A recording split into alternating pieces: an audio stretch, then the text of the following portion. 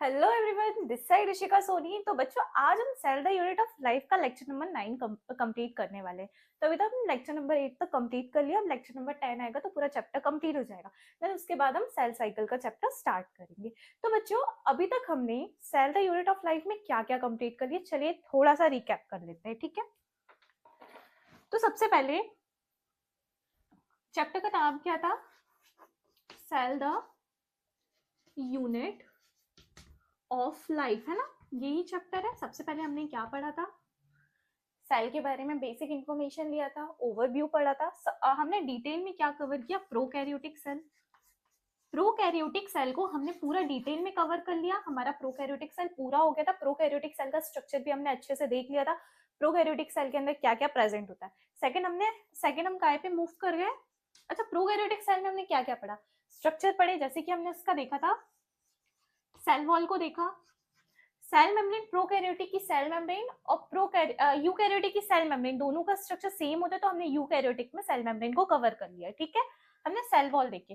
Prokaryotic की cell wall किससे मिलकर बनी होती है? पेप्टिडोग्लाइकन से मिलकर बनी होती है। इतना क्लियर है? सेल वॉल देखा, मीजोजोम देखा, मीजोजोम मीजोजोम देखा, और क्या देखा? क्रोमेटोफोर देखा, क्रोमेटोफोर देखा। राइबोसोम के बारे में थोड़ा सा आइडिया लिया। राइबोसोम, कौन सा राइबोसोम प्रेजेंट होता है प्रोकैरियोटिक सेल में? 70s टाइप का, ठीक है। इसके जेनेटिक मटेरियल को देखा, जेनेटिक मटेरियल को देखा, एटसेट्रा। जितने भी अपने टॉपिक थे हमने प्रोकैरियोटिक सेल को पूरा डिटेल में कवर कर लिया। अब हम काय पे मूव कर गए थे? Eukaryotic cell. किस पे मूव कर गए थे? Eukaryotic cell. बच्चों, यूकैरियोटिक सेल में हमने अभी तक क्या क्या पढ़ लिया? यूकैरियोटिक सेल में जब हम एंटर करे थे, थोड़ा बहुत हमने यूकैरियोटिक सेल को समझा था, स्ट्रक्चर वो मैंने आपको पहले भी समझा दिया था। अब यूकैरियोटिक सेल में हमने सबसे पहला क्या देखा था? सेल मेम्ब्रेन देखा था। सेल मेम्ब्रेन कैसा स्ट्रक्चर है? दोनों में एक जैसा होता है, ठीक है, सिमिलर होता है। और हमने सेकंड क्या देखा? सेल वॉल देखा। सेल वॉल को हमने डिटेल में पढ़े। सेल वॉल कैसी होती है? डेड स्ट्रक्चर होती है, ठीक है। और सेल मेम्ब्रेन कैसा होता है? बाइलेयर्ड स्ट्रक्चर होता है, ठीक है। मैंने आपको पहले ही बता दिया था, ऑर्गेनलीज के बारे में बता दिया था आपको। मैंने पूरा ऑर्गेनलीज के बारे में समझा दिया था आपको कि कौन सी डबल मेम्ब्रेन है, कौन सी सिंगल मेम्ब्रेन है, कौन सी नॉन मेम्ब्रेन मेम्ब्रेन लेस है, ठीक है। ये भी मैंने आपको डिटेल में पढ़ा दिया था। आज हम पढ़ने वाले हैं बच्चों most important, endo membrane, endo membrane system, ठीक है। तो बच्चों, यूकैरियोटिक सेल में जितनी भी ऑर्गेनलीज, इसको नोट मत करना, ये थोड़ा सा समझ लो, है ना, थोड़ा आइडिया ले लो। जितनी भी ऑर्गेनलीज होती है हमारी, जितनी भी यूकैरियोटिक सेल की ऑर्गेनलीज होती है, वो कैसी होती है? कुछ मेम्ब्रेन बाउंड्स होती है ना, कुछ ही मेम्ब्रेन लेस होती है ना। मेम्ब्रेन लेस में क्या आ जाएगा अपना? राइबोसोम। राइबोसोम कैसी ऑर्गेनली है? मेम्ब्रेन लेस ऑर्गेनली है। यूकैरियोट्स में हमें कैसी ऑर्गेनलीज देखने मिलती है? मेम्ब्रेन बाउंड ऑर्गेनलीज देखने मिलती है। अब हम किसमें एंटर कर रहे हैं? ऑर्गेनलीज वाले पार्ट में, ठीक है। तो आज हम पढ़ने वाले हैं एंडोमेम्ब्रेन सिस्टम। एंडोमेम्ब्रेन सिस्टम का मतलब क्या होता है, समझो बच्चों। एंडोमेम्ब्रेन सिस्टम मतलब, देखो, प्रेजेंट कहाँ होगा? साइटोप्लाज्म में प्रेजेंट होगा, लेकिन किसी मेम्ब्रेन से बना हुआ स्ट्रक्चर एंडोमेम्ब्रेन सिस्टम, मेम्ब्रेन के अंदर प्रेजेंट है। एंडोमेम्ब्रेन सिस्टम, अभी सिस्टम है, मतलब है तो ऑर्गेनली, क्या है ये? है तो ऑर्गेनलीज, क्या है? ऑर्गेनलीज है। अब हम किसी सिस्टम की बात कर रहे हैं। सिस्टम में बहुत सारी चीजें मिलकर एक साथ काम कर रही हैं, ठीक है, तो सिस्टम होता है। सिस्टम मतलब इंडिविजुअल की बात नहीं करी, किसी इंडिविजुअल चीज की बात नहीं करी, किसी एक यूनिट की बात नहीं करी, बहुत सारी यूनिट को मिलाकर जो सिस्टम बनता है उसे हम सिस्टम बोलते हैं, ठीक है। तो अब हम किससे बात करेंगे? एंडोमेम्ब्रेन सिस्टम मतलब प्लाज्मा मेम्ब्रेन के अंदर प्रेजेंट, मतलब साइटोप्लाज्म में कुछ ऑर्गेनली एक एक यूनिट मिलकर जो सिस्टम बना रहे हैं उसे हम क्या बोल रहे हैं? एंडोमेम्ब्रेन सिस्टम बोल रहे हैं, ठीक है। तो अब हमारा टॉपिक है आज का एंडोमेम्ब्रेन सिस्टम। अब समझो, अब डिटेल में पढ़ते हैं अपन एंडोमेम्ब्रेन सिस्टम को। हेडिंग डाल लो अब, एंडोमेम्ब्रेन सिस्टम। तो बच्चों हेडिंग डाल लो, एंडोमेम्ब्रेन, एंडोमेम्ब्रेन सिस्टम। समझो, हेडिंग डाल लिया एंडोमेम्ब्रेन सिस्टम। अब लिखो, all organelle, all organelles distinct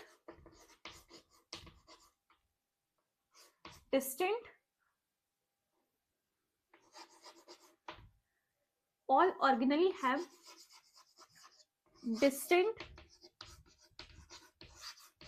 distinct structure। देखो बच्चों, जितनी भी ऑर्गेनली प्रेजेंट होती है, मेम्ब्रेन बाउंड ऑर्गेनली जो यूकैरियोटिक सेल में प्रेजेंट होती है, वो दिखने में कैसी होती है? अलग अलग होती है, उनके फंक्शन भी अलग होते हैं, ठीक है, फंक्शन भी अलग होते हैं, लेकिन कुछ ऑर्गेनली के फंक्शन अगर कोऑर्डिनेटेड हो जाए, कोऑर्डिनेटेड मतलब एक के बाद एक के काम हो रहे हैं, मतलब एक काम दूसरे पे डिपेंड कर रहा है, एक सिस्टम बना रहा है ना, तो उसे हम क्या बोलेंगे?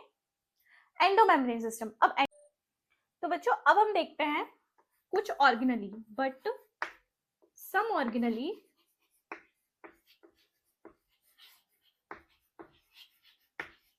function coordinated।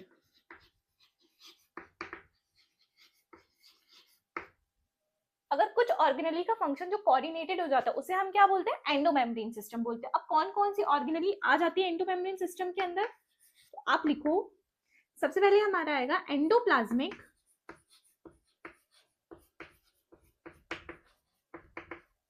रेटिक्यूलम। सेकंड हमारा कौन सा आ जाएगा? गोल्जी अपैरेटस या गोल्जी बॉडी लिख लो, गोल्जी बॉडी। और थर्ड हमारा कौन सा आ जाएगा? Lysosome then vacuole. फिर हमारा कौन सा आ जाएगा? Lysosome then vacuole. ठीक है बच्चों, देन वैक्यूल। ये सब हमारी कौन से कहलाते हैं? एंडोमेम्ब्रेन सिस्टम कहलाता है। अब ऐसी कौन सी ऑर्गेनली जो एंडोमेम्ब्रेन सिस्टम नहीं कहलाती? तो एग्जांपल में आ जाएगा माइटोकॉन्ड्रिया,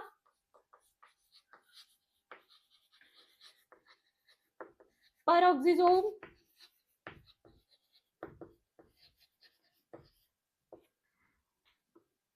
etc. functions are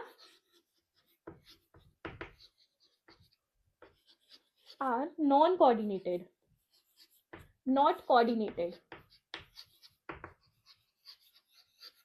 तो हम इसे क्या बोलेंगे? ये नॉन, मतलब ये एंडोमेम्ब्रेन सिस्टम के अंदर नहीं आते। माइटोकॉन्ड्रिया, पेरोक्सिसोम जैसे ऑर्गेनलीज एंडोमेम्ब्रेन सिस्टम के अंदर नहीं आते। तो सबसे पहले मैंने क्या बताया? एंडोमेम्ब्रेन सिस्टम जितनी भी ऑर्गेनली है, हर एक ऑर्गेनली के जो फंक्शन होते हैं वो अलग अलग होते हैं, नहीं स्ट्रक्चर जो होते हैं वो अलग अलग होते हैं, ठीक है। कुछ ऑर्गेनली के जो फंक्शन होते हैं वो एक दूसरे के साथ कोऑर्डिनेट करते हैं। अगर कुछ ऑर्गेनली के फंक्शन एक दूसरे के साथ कोऑर्डिनेट कर रहे हैं तो उसे हम क्या बोलते हैं? एंडोमेम्ब्रेन सिस्टम कहते हैं। इतना क्लियर है?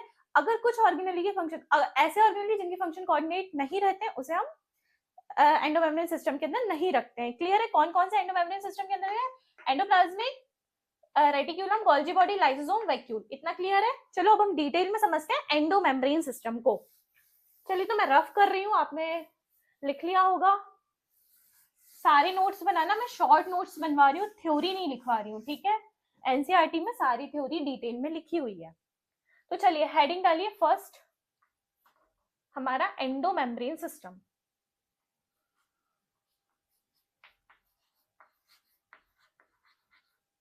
Sorry, endoplasmic reticulum.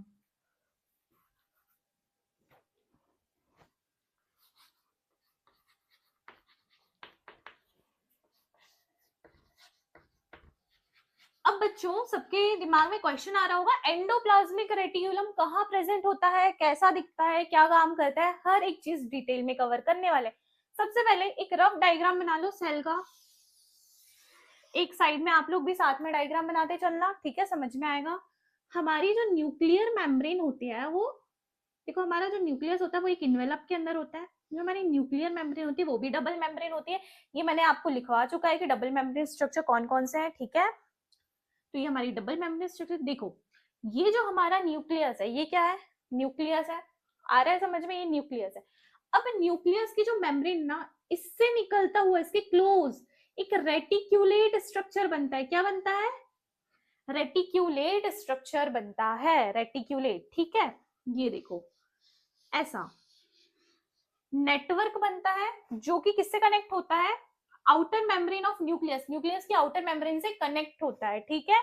अब देखो बच्चों, ये जो होता है ना, इसी को हम क्या बोलते हैं? Endoplasmic reticulum. अब इसी में कुछ कुछ जगह हमारे राइबोसोम अटैच होते हैं। राइबोसोम अटैच है, इसका मतलब प्रोटीन का सिंथेसिस होगा। याद नहीं हो रहा है? सिर्फ समझो, मतलब प्रोटीन का सिंथेसिस राइबोसोम में हेल्प करते हैं, वो भी आपको डिटेल में पढ़ाऊंगी, ठीक है। तो ये हमारा क्या हो गया, एंडोप्लाज्मिक रेटिकुलम। मैं ER बस लिख दूं, चल जाएगा, ठीक है। अब इसको नोट करो। तो देखो हमारे न्यूक्लियस के बहुत ज्यादा क्लोज स्ट्रक्चर रहता है, हम इलेक्ट्रॉन माइक्रोस्कोप में देख पाते हैं। कैसा, रेटिकुलेट नेटवर्क जैसा स्ट्रक्चर दिखता है, जिसे हम क्या बोलते हैं, एंडोप्लाज्मिक रेटिकुलम बोलते हैं। अब लिखो, close to nucleus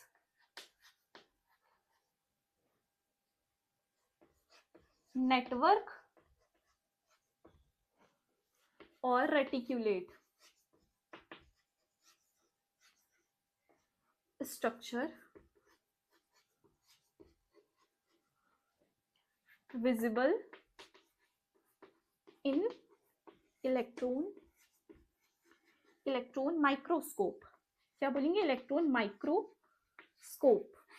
microscope known as endoplasmic reticulum, ठीक है। क्लोज किसके रहता है, क्लोज टू न्यूक्लियस, न्यूक्लियस से बहुत क्लोज है, मैंने बनाया ना, न्यूक्लियस से लगा हुआ ये रेटिकुलेट बनता हुआ नेटवर्क दिख रहा है आपको, इसे हम बोलेंगे। अब इसके शेप भी होते हैं, सबसे पहले समझो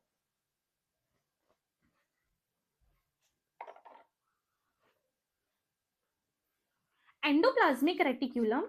अब देखो बच्चों, ये हमारा क्या है, एंडोप्लाज्मिक रेटिकुलम है, नेटवर्क है रेटिकुलेट का, ठीक है, नेटवर्क है, ये नेटवर्क है, मेम्ब्रेन का नेटवर्क दिख रहा है आपको, एंडोप्लाज्मिक रेटिकुलम, ये मेम्ब्रेन का स्ट्रक्चर है। बच्चों ये जो आपको मीडियम दिख रहा है, ये तो सेल है, ये सपोज ये सेल मेम्ब्रेन है, सेल मेम्ब्रेन के अंदर ये जो मीडियम प्रेजेंट है, उसे हम क्या बोलते हैं, उसे हम साइटोप्लाज्म बोलते हैं। क्या बोलते हैं, साइटोप्लाज्म। अब ये जो हमारा साइटोप्लाज्म में मोस्टली वाटर वगैरह होता है ना, वाटर ज्यादा होता है, और एंजाइम्स वगैरह मिलते हैं, इसमें एंजाइमेटिक एक्टिविटी चलती रहती है, रिएक्शन चलती रहती है, ठीक है। एक प्रकार का साइटोप्लाज्म क्या है, मीडियम है। अब मीडियम को ये क्या कर रहा है, दो पार्ट में सेपरेट कर रहा है।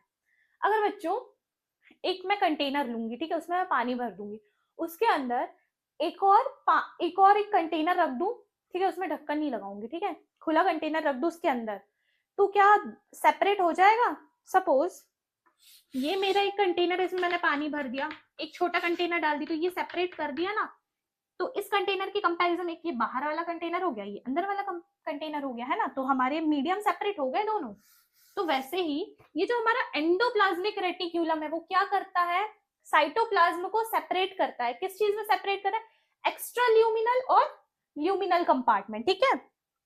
तो लिखो endoplasmic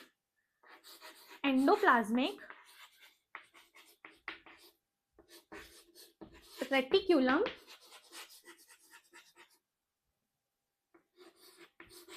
separate cytoplasm into two compartment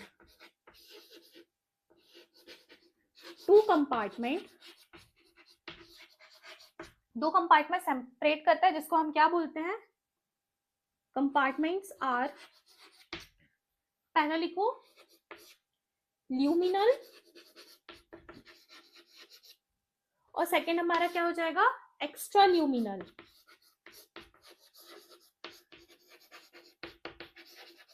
बच्चा ल्यूमिनल मतलब इनसाइड एंडोप्लाज्मिक रेटिकुलम, और एक्स्ट्रा ल्यूमिनल मतलब आउटसाइड एंडोप्लाज्मिक रेटिकुलम।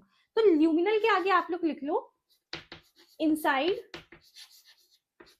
ER, ठीक है, और ये आउटसाइड ER। इतना क्लियर है, इतना क्लियर है ना आप लोगों को, जल्दी से नोट कर लो बच्चों इसको।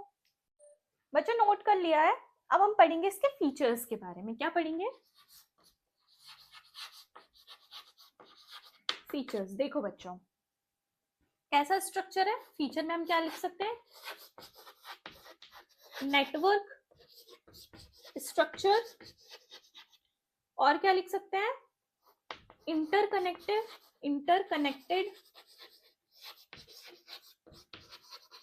न्यूमन, और एक्सटेंसिव मतलब बहुत फैला हुआ, एक्सटेंसिव। देखो बच्चों एक्सटेंसिव और इंटरकनेक्टिव ल्यूमन समझो। नेटवर्क स्ट्रक्चर आपको समझ में आ रहा है कैसा नेटवर्क बना हुआ, इसके आगे एक और बन गया, ठीक है, एक ये ल्यूमन हो गया, एक ये ल्यूमन हो गया, ये दोनों एक दूसरे के साथ अंदर से कनेक्टेड है, ठीक है, हम क्या बोलेंगे, इंटरकनेक्टेड ल्यूमन, ठीक है। इसको क्या बोलेंगे, नेटवर्क स्ट्रक्चर है वो तो दिख ही रहा है, और एक्सटेंसिव मतलब फैला हुआ है। इतना क्लियर है? जल्दी से बच्चों इसको भी नोट कर लो आप। तो बच्चों अब हम पढ़ेंगे शेप कैसे होता है ना, जो हमारा ईआर होता है, अब उसकी शेप के बारे में हम समझेंगे। मैं इसको रफ कर रही हूँ, जल्दी से आप लोग पॉज करके लिख लेना, ठीक है।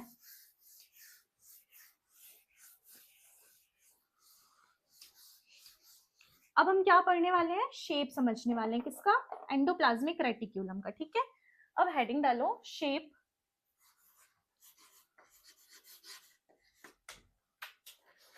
शेप ऑफ एंडोप्लाज्मिक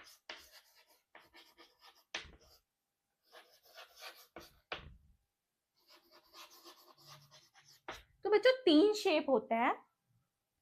एक तो हमारा हो जाएगा सिस्टर्नेट, क्या बोलेंगे हम उसे, सिस्टर्नेट, ठीक है। एक हम क्या बोलेंगे, सिस्टर्नेट। तो ये पहला लिखो,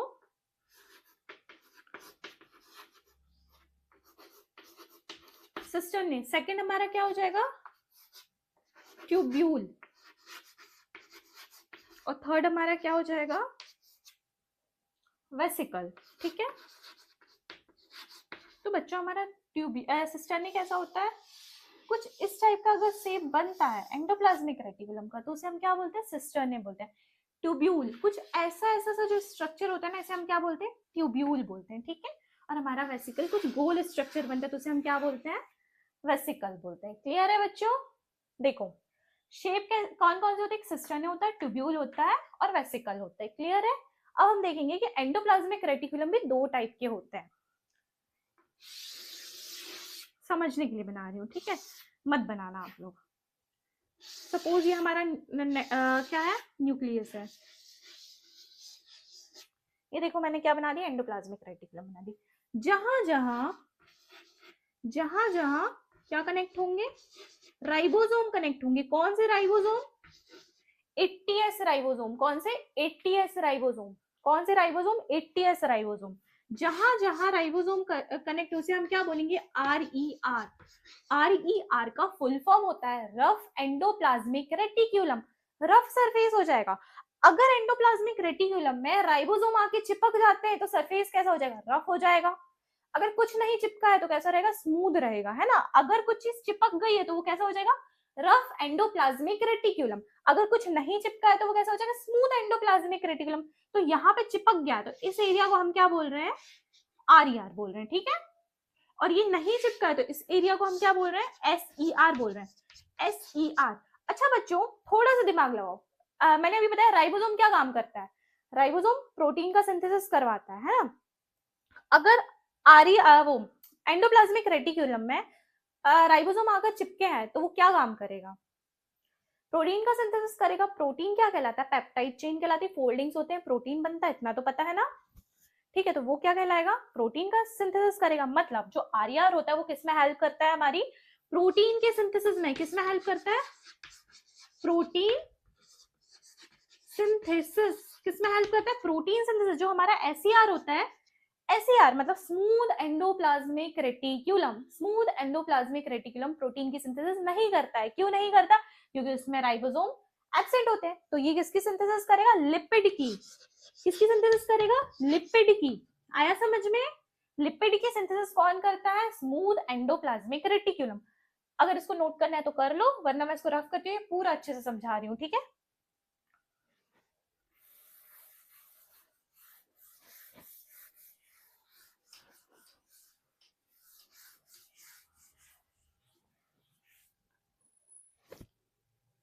तो बच्चों हेडिंग डालो, types of endoplasmic reticulum on the basis of ribosome present, ठीक है। On the basis of presence of ribosome. समझो बच्चों क्या बोल रही हूं मैं, है ना। पहले भी तो हमने देखा शेप होते हैं। शेप के बेसिस में कितने टाइप के एंडोप्लाज्मिक रेटिकुलम हो गए, 3 टाइप के। कौन कौन से, सिस्टर्न, ट्यूब्यूल, वेसिकल। 3 टाइप के हो गए। अब हम देख रहे हैं राइबोसोम अटैच है कि नहीं है, तो किसके बेसिस पे, राइबोसोम के बेसिस पे कितने टाइप के हो गए, 2 टाइप के। अटैच होगा या नहीं होगा, अटैच होगा या नहीं होगा, बस 2 ही ऑप्शन है ना अपने पास। तो चलो लिखो, पहला लिखो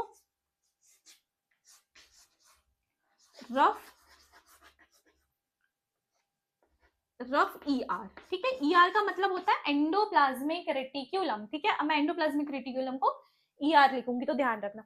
देखो 80S राइबोसोम अटैच ER, तो उसे हम क्या बोल देंगे, रफ एंडोप्लाज्मिक रेटिकुलम। काम क्या करता है, हेल्प्स इन प्रोटीन सिंथेसिस, क्या करता है, प्रोटीन सिंथेसिस में हेल्प करता है, ठीक है। अब सेकेंड हमारा कौन सा हो जाएगा, स्मूथ एंडोप्लाज्मिक रेटिकुलम, मतलब नो राइबोसोम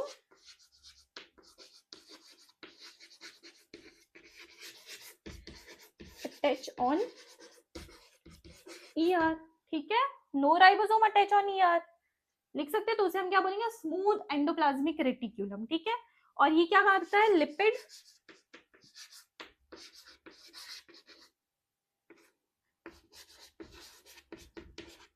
लिपिड सिंथेसिस में हेल्प करता है और स्टेरॉइड भी सिंथेसिस करता है, ठीक है।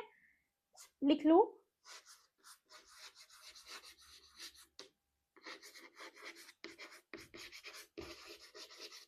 स्टेरॉइड सिंथेसिस भी कौन करता है, स्मूथ एंडोप्लाज्मिक रेटिक्यूलम। क्लियर है बच्चों, जल्दी से नोट कर लो इसको।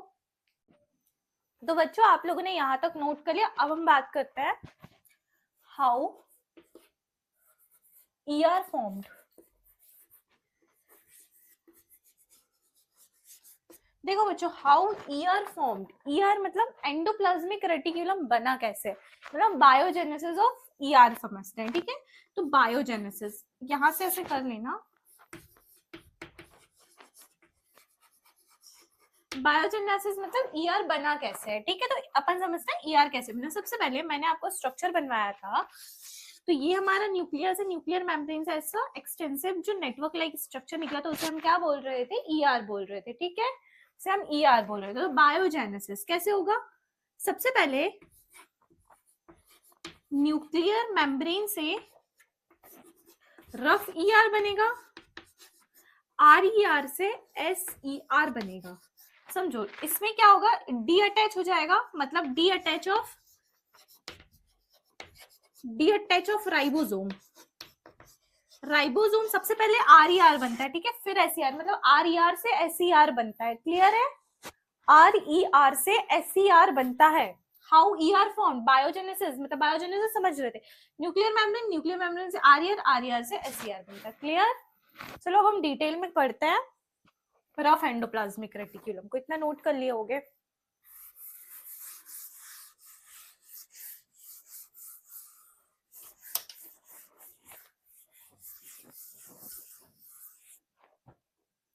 अगर मैं पूरा न्यूक्लियस नहीं बनाती हूँ, थोड़ा सा बनाती हूँ, ठीक है। न्यूक्लियर मेम्ब्रेन कैसी होती है,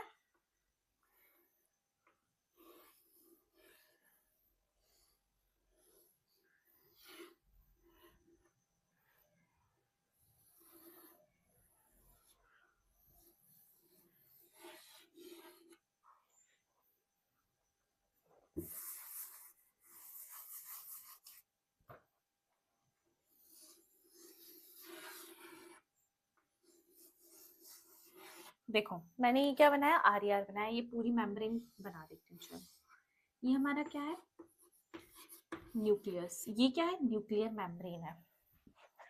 अब समझो हमारा RER प्रोटीन को कैसे सिंथेसिस करता है, मतलब प्रोटीन कैसे बनाता है। सबसे पहले जो हमारे 18S राइबोसोम की 18S राइबोसोम की जो लार्ज सब यूनिट होती है, लार्ज सब यूनिट, ठीक है, लार्ज सब यूनिट यहाँ आके जुड़ जाएगी। किससे जुड़ेगी, RER से पहले लार्ज सब यूनिट जुड़ती है, देन हमारी फिर आता है mRNA। देखो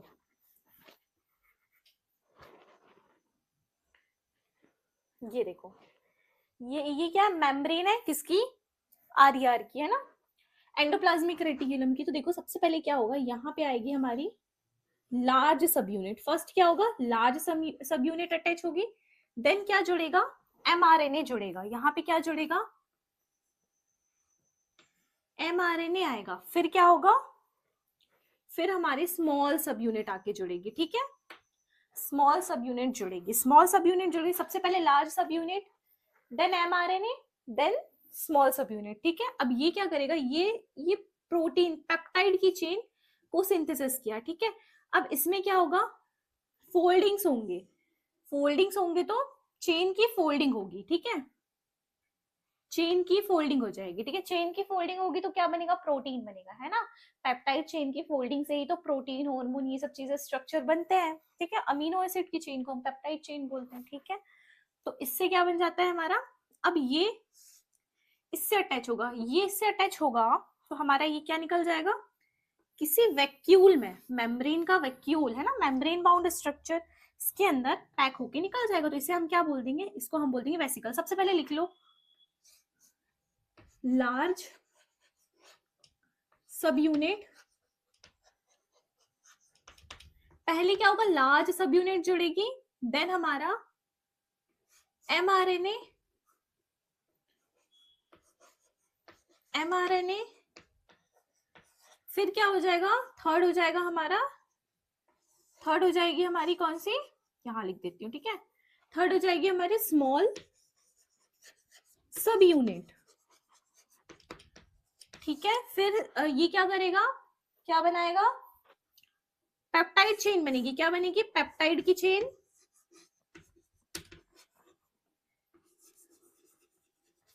फिर क्या हो जाएगा, फोल्डिंग हो जाएगी, क्या हो जाएगी, फोल्डिंग हो जाएगी, फिर क्या बन जाएगा, वेसिकल बन जाएगा।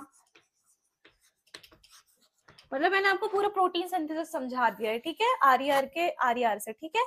सबसे पहले लार्ज सब यूनिट जुड़ेगी, फिर एमआरएनए जुड़ेगा, फिर उसके बाद स्मॉल सब यूनिट जुड़ेगी, ठीक है।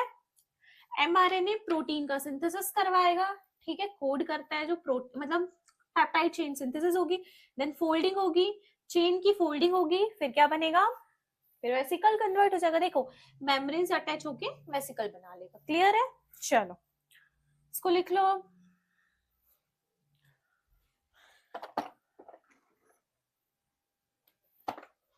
सबसे पहले लिखो, जो पहले ही काम, इसका रोल क्या होता है, देखो एक्सटेंसिव नेटवर्क होता है, कैसा होता है,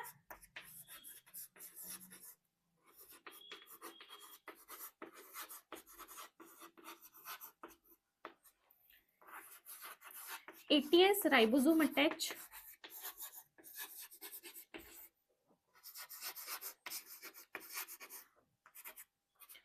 एक्सटेंसिव नेटवर्क होता है, एटीएस राइबोसोम अटैच होते हैं, helps in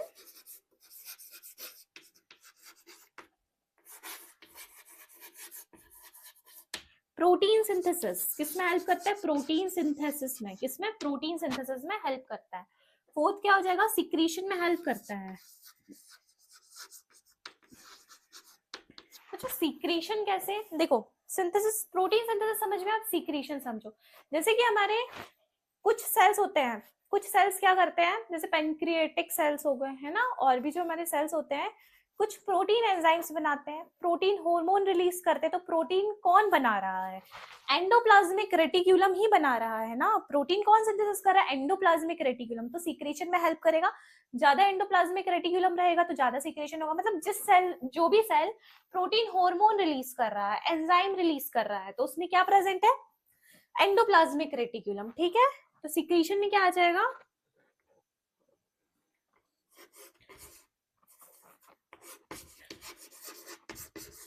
protein hormone,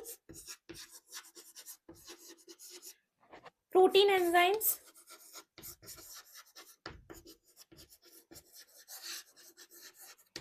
clear है। चलो जल्दी से नोट कर लो इसको, कर लिया। अब अपन करते हैं स्मूथ एंडोप्लाज्मिक रेटिकुलम, इसको अच्छे से नोट कर लेना, ठीक है। देखो सबसे पहले क्या होगा, लार्ज सब यूनिट, देन स्मॉल सब यूनिट, देन एम, देखो ये स्मॉल नहीं, सबसे पहले लार्ज सब unit, then mRNA, then small सब यूनिट, फिर हमारा हो जाएगा, क्या हो जाएगा फिर, पेप्टाइड चेन बनेगी, फिर फोल्डिंग होगी प्रोटीन की और 6 में वेसिकल के फॉर्म में निकल जाएगा। ठीक है, ये पूरा स्टेप्स लिख दी हो, ऐसे ही पढ़ लेना। ठीक है, चलो जल्दी से नोट करो।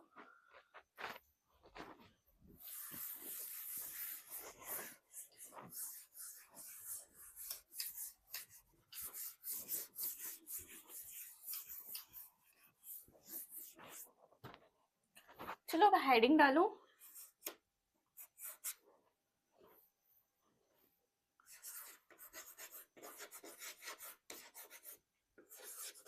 Smooth endoplasmic reticulum.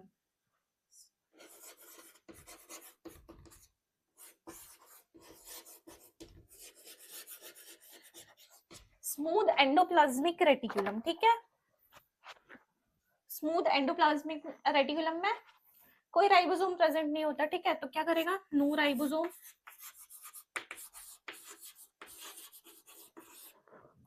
और क्या लिख दो, लेस एक्सटेंसिव।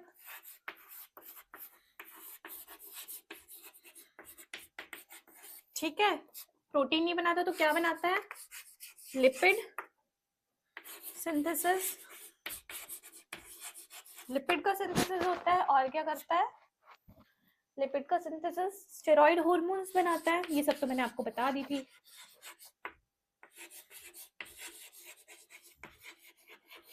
स्टेरॉइड हार्मोन में क्या आ जाएगा, ईस्ट्रोजन, प्रोजेस्टेरोन।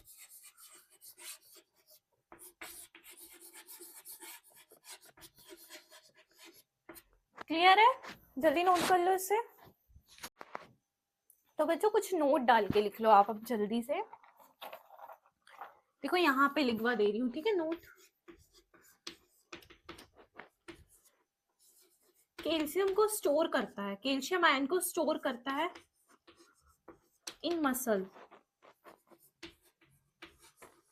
तो देखो एंडोप्लाज्मिक रेटिकुलम मसल सेल पे कैल्शियम को स्टोर करता है, जिसे हम क्या बोलते हैं, सर्कोप्लाज्मिक रेटिकुलम। क्या बोलते हैं, सर्कोप्लाज्मिक रेटिकुलम। ठीक है, और सेकंड लिख लो, डिटॉक्सिफिकेशन में हेल्प करता है।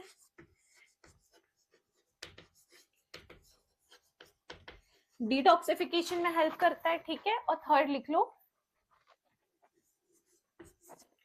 लिपोप्रोटीन बनाता है। लिपोप्रोटीन मतलब लिपिड पार्ट एसईआर से और प्रोटीन पार्ट आरईआर से। क्लियर है, ठीक है। लिपिड पार्ट ये जल्दी से नोट कर लो।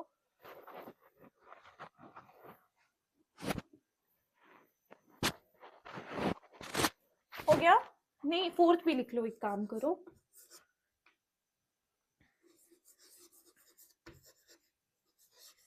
ग्लाइकोजन भी सिंथेसिस करता है।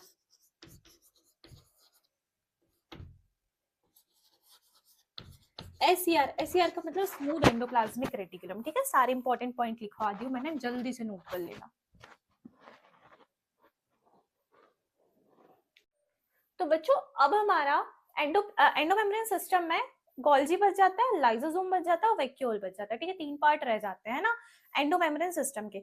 तो आज का लेक्चर अपन यहीं तक रखते हैं, देन मैं आपको इस ये पार्ट 1 कहलाएगा, पार्ट 2 भी दे दूंगी आपको। तो एंडोमेम्ब्रेन सिस्टम उसमें कंप्लीट कर दूंगी, वो 20 मिनट्स का होगा अप्रॉक्स। तो बच्चों जल्दी से मेरे चैनल को सब्सक्राइब कर लेना, क्योंकि लेक्चर्स अब कंटिन्यू आने वाले हैं। ठीक है, थैंक यू। और अगर कोई भी डाउट हो तो मुझे कमेंट कर देना, मैं आपको एक्सप्लेन कर दूंगी नेक्स्ट लेक्चर में। Thank you.